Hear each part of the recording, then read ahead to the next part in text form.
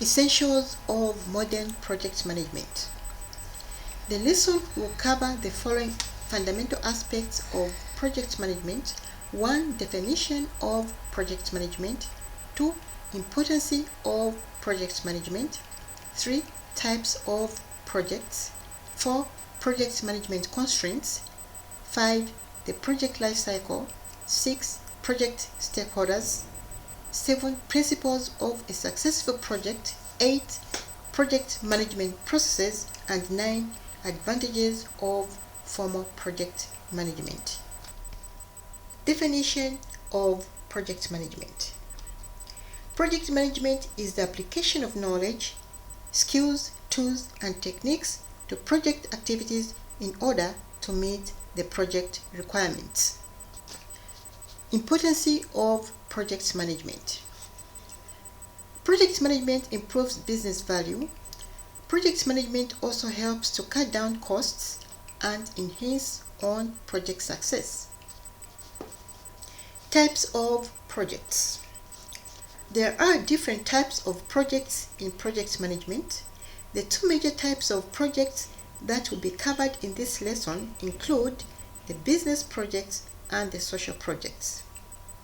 Business projects are those undertaken to generate profit, and these are largely undertaken by business institutions, while social projects are not for profit generation.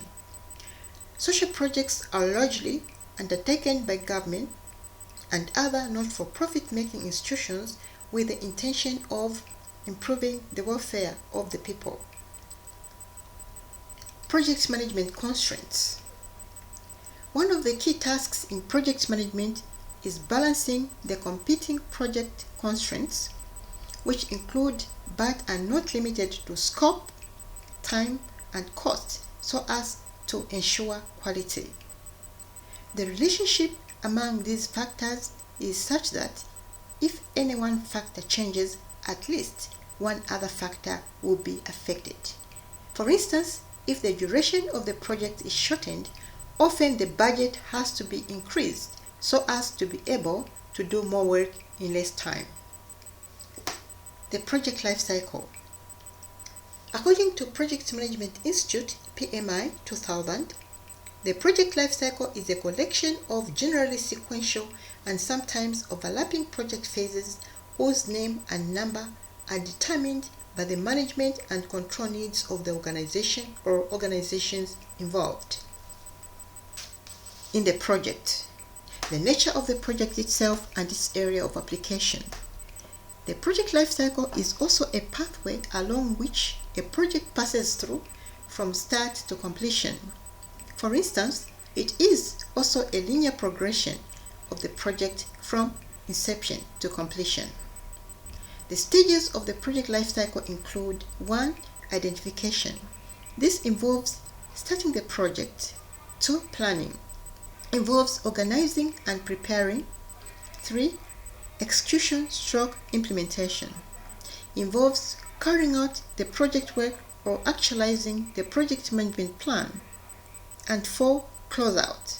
Involves closing the project when it has delivered its intended purpose. The key goals of the project life cycle include 1. It provides a framework for budgeting manpower, resources allocation, scheduling project milestones, and project reviews. And 2. It provides a clear picture as to where money for the organization is going. Benefits of the project life cycle include 1. It provides a structure for project delivery, meaning the project life cycle provides a structured approach for the delivery of the project. This allows everyone working on the project to identify and monitor how the project is progressing and whether there are any issues with particular aspects of the deliverables. 2. Aids communication and helps define roles with the project organization as it provides a framework for the project that is visible and understood by all members of the project. Also, roles and responsibilities can be assigned according to the project phase. This makes it easy for people to understand what they should be doing in each phase. 3. It enables progress to be tracked across the organization, meaning the project lifecycle will allow the project manager to link progress directly to each phase and recognize the completion of each phase. 4. It provides for the progressive evolution of the project, meaning the phases within the project lifecycle provide an understanding of the evolution of the project, being able to identify areas that need greater attention at different times, such as risk management in the early stages and more project evaluation reviews during the implementation stage. And 5, it enables structured reviews that support governance, meaning the project lifecycle will define when the project evaluation reviews and the gate review will take place, therefore allowing the project manager to plan completion of reports and readiness to support the reviews. It will also allow required people to pre-plan their attendance to enable quick decisions on a go, no-go for the project progress. The building blocks of the project lifecycle are the project phases. A project phase is a collection of logically related project activities that culminate in the completion of one or more deliverables. Project phases are used when the nature of the work to be performed is unique to a portion of the project and are typically linked to the project development of a specific major deliverable. There are 2 types of phase-to-phase relationships, which include 1. Sequential relationship and 2. Overlapping relationship. In a sequential relationship, a phase starts only when the previous phase is finished. The step-by-step nature of this approach reduces uncertainty, but may eliminate options for reducing the overall schedule. While in an overlapping relationship, a phase starts prior to completion of the previous one. Overlapping phase-to-phase relationship can sometimes be applied as a schedule compression technique called fast tracking. However, overlapping phases may require additional resources to allow work to be done in parallel, may increase risk, and can result in rework if a subsequent phase progresses before accurate information is available from the previous phase. Project stakeholders. According to Project Management Institute, PMI, project stakeholders are individuals and organizations who are actively involved in the project, or whose interests may be positively or negatively affected as a result of successful project execution or successful project completion. Essentially, stakeholders are anyone with an interest or investment in your project. It is important to identify and know who project stakeholders are, as well as to invest into stakeholder relationship, because happy and satisfied stakeholders contribute effectively to project success. There are 2 major categories of project stakeholders, which include 1. Internal stakeholders and 2. External stakeholders. Internal stakeholders are those associated with the project directly, such as members of the project team or governance structure, while external stakeholders are people outside the project team or organization. External stakeholders include the people for whom the project is being provided, such as customer group or the sponsors, which are institutions paying for the process. Principles of a successful project. The key principles of a successful project include the following. 1. There must be a project as defined in the PM book, and not just a task or an ongoing activity. The logic of this should be self-evident. Project management is a tool for effective and efficient management of projects. It is not necessarily a useful or an appropriate system for ongoing factory production or making a phone call. 2. There must be a single leader, that is, a project manager who is experienced and willing to take the responsibility for the work. Probably the first empirical principle that evolved in the development of project management is if you want to get a job done, you must assign it to one person and hold that person accountable for the results. The experience required of the project manager is both in the business or technology of the project and in the management of projects. 3. There must be an informed and supportive management that delegates appropriate authority to the project manager. This principle is directly related to the principle on a single leader, which sets the project manager as the person responsible for the project. If a person is given the responsibility and accountability for something, that person must also be given the authority to carry out the assignment. Informed and knowledgeable executives understand the value of assigning the responsibility for getting results to a single person. 4. There must be a dedicated team of qualified people to do the work of the project. Dedicated in this context implies that team members be specifically identified with the project from the standpoint of personal responsibility. This is opposed to the work being assigned to a larger group of unnamed people. It is an informed management that knows the value of personal involvement. The fact that team members should be qualified is self-evident, although a project is not precluded from being the training ground for new employees. In these cases, the newcomers must learn under the guidance of qualified supervisors. 5. The project goal must be clearly defined, although with the priorities of the stakeholders. The point in this context is that if you do not know where you are going, you would not know if you have arrived.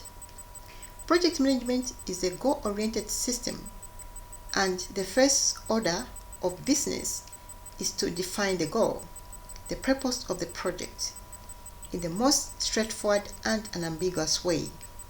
Once this goal is set, the stakeholders should indicate the relative importance they hold for the 3 basic objectives of all projects. For example, to have a short schedule, to have low cost, or to have the highest quality. Because these 3 objectives are in inherent conflict, initial goals are usually compromises to obtain a practical or optimum overall objective. However, the project manager needs to know the priorities as a guide for future decisions and trade-offs. Thus, if time is most important and the schedule is slipping, it may be necessary to spend extra money to hold this goal. 6. There must be an integrated plan that outlines the action required in order to reach the goal. Once the project goal is defined, the project manager must establish the plan of action required in order to reach the goal. The travel analogy is that we may know what city we are going to, but we need a map to show us to get there. However, any old map will not do. It must be a map or plan that takes into account all the factors that affect the trip and all of the people who are involved. All of the factors must be considered and conflicts must be resolved, or the original plan is bound to fail when the inevitable problems surface. 7. There must be a schedule establishing the time goals of the project. A basic part of the integrated plan is a schedule of all the activities, reflecting how long each activity will take and the interrelationship they have with one another. For example, the foundation must be established before the equipment can be set. There are many types of schedules, and the type chosen by the project manager should be the one most appropriate for the conditions of the project. 8. There must be a budget of costs and all costs required for the project. In order to control the cost of the project, there must be an estimate of the total project costs as well as a cost breakdown for each activity. These costs may be in dollars, in labor, in materials, or in equipment, all of which can be translated into costs. As the project progresses, the project manager can assess actual costs versus the estimated costs so that deviations can be acted upon quickly. Project management processes. A process is a set of interrelated actions and activities performed to create a pre-specified product, service, or result. Each process is characterized by its inputs, the tools and techniques that can be applied, and the resulting outputs. The project processes are performed by the project team with stakeholder interaction. Project management processes are grouped into 5 categories known as project management process groups, which include the following. 1. Initiating process group includes processes performed to define a new project or a new phase of an existing project by obtaining authorization to start the project or phase. 2. Planning process group includes the processes required to plan, required to establish the scope of the project, refine the objectives, and define the course of action required to attain the objectives that the project was undertaken to achieve. 3. Executing process group includes processes performed to complete the work defined in the project management plan to satisfy the project specifications. 4. Monitoring and controlling process group includes processes required to track, review, and regulate the progress and performance of the project. Identify any areas in which changes to the plan are required and initiate the corresponding changes. 5. Closing process group includes processes performed to finalize all activities across all process groups to formally close the project or phase. Advantages of formal project management. Applying formal project management has numerous advantages such as 1. Better control of financial, physical, and human resources. 2. Improved customer relations. 3. Shorter development times. 4. Lower costs. 5. Higher quality and increased reliability. 6. Higher profit margins. 7. Improved productivity. 8. Better internal coordination. 9. Higher worker morale. Conclusion. The lesson was about essentials of modern project management, and the key aspects which have been covered are essential to understanding the project management discipline. Bye, Lena. Thank you for your time and attention.